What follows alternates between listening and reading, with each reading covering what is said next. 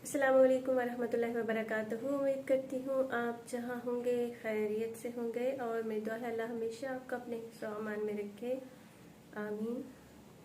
ख़वातीन व हज़रात, बहुत ही मुबारक और मुक़द्दस महीना शुरू होने वाला है। सबसे पहले तो हमें अल्लाह का शुक्र अदा करना चाहिए कि उसने फिर से हमें रमज़ानुल मुबारक का जो महीना है वो नसीब किया है, जिसमें हम रोज़े रखें और ज़्यादा से ज़्यादा रमज़ानुल मुबारक की बरक़ात जो हैं और जो रहमतें हैं इनको समेटने की कोशिश कर सकते हैं। इस मौके से एक और फ़ायदा उठा सकते हैं। तो आज हम बात करेंगे कि जो ख़वातीन हैं, घरेलू ख़वातीन हैं, जो कि वो जॉब कुछ ख़वातीन जो है वो जॉब भी कर रही होती हैं, घर को भी देख रही होती हैं, तो रमज़ान को किस तरह से प्रोडक्टिव बनाया जाए, किस तरह से इससे फ़ायदा उठाया जाए, अपने वक्त की तकसीम किस तरह से की जाए। तो इस सिलसिले में चंद ज़रूरी कुछ छोटी छोटी तजावीज़ हैं, कुछ टिप्स हैं जिन पे अमल करके हम इसे मज़ीद मुफीद बना सकते हैं।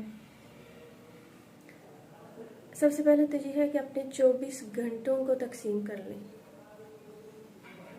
24 घंटों को इस तरह से तकसीम करें कि आपको ये पता होना चाहिए कि अगर आप स्टूडेंट हैं, अगर आप जॉब करते हैं, आपकी स्टडी के लिए आपको कितना टाइम चाहिए, आपको जॉब पे कितने आवर्स की जॉब है, उसके लिए कितना टाइम लगेगा, खाने पीने सोने उठने के आपके औकात कार क्या हैं, सेल्फ ग्रूमिंग में कितना वक्त लगता है। इन सारी चीज़ों को आप देखिए और फिर ये देखिए कि ये सारे काम करने के बाद आपके पास कितने घंटे बचते हैं।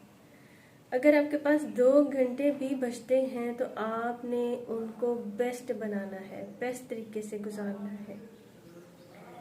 रमज़ान आने से पहले अच्छी बात तो ये है कि आप सफाइयाँ और सुथराइयाँ जो है वो मुकम्मल कर लें, क्योंकि रोज़े के साथ इतनी एनर्जी नहीं होती है कि बाद में ये काम किए जाएं। ग्रॉसरी के साथ साथ कोशिश करें कि जो ईद की शॉपिंग है वो भी आप कर लें, क्योंकि बाद में ये काम थोड़ा मुश्किल हो जाता है। प्याज, टमाटर और लहसुन इनका पेस्ट बना के रख लें, ताकि जब आप कुकिंग करें तो वो जो टाइम आप इनके काटने पे लगाती हैं वो उसको बचाया जा सके। इसी तरह जो चीनी है उसका शीरा तैयार करके रख सकती हैं।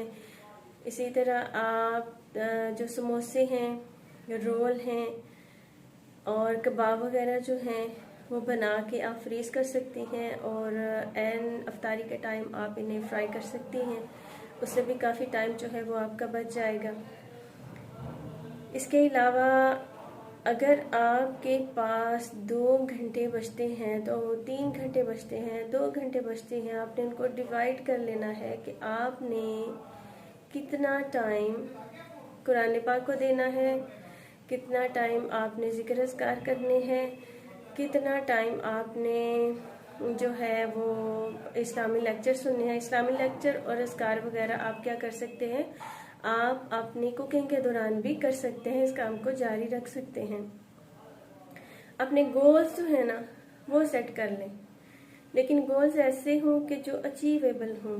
मसलन अगर आपने कोई काम ज़िक्र अज़कार का या एक्स्ट्रा कोई भी ज़िक्र है, दुआएं हैं, वो आपने शुरू की हैं, तो वो पहले रोज़े से लेकर आखिरी रोज़े तक वही आपका शेड्यूल जो है वो रहना चाहिए। ठीक है।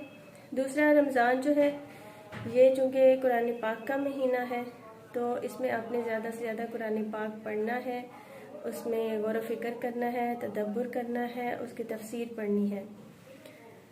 दुआएं बहुत ज़्यादा करें और खुलूस से करें।